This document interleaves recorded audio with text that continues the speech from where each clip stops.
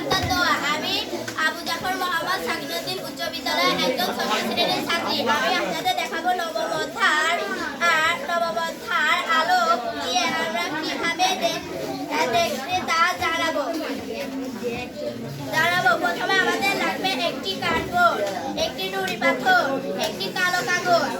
আমরা কার্ডবোর্ডের উপরের অংশেতে একটি ছিদ্র করব আর এর পিছনের একটি ছিদ্র করব। এরপরে আমরা উপরে ছিদ্র বরাবর একটি নুড়ি পাথর রাখবো। এবার আমরা দেখবার চেষ্টা করব যে দেখা যাচ্ছে নাকি।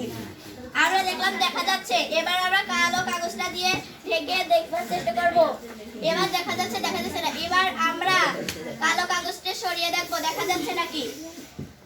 এবার দেখা যাচ্ছে। আমরা বুঝলাম যে আলো একটি শক্তি যা আমাদের দেখার অনুভূতি জায়গায় জায়গায়। হাততালি দাও।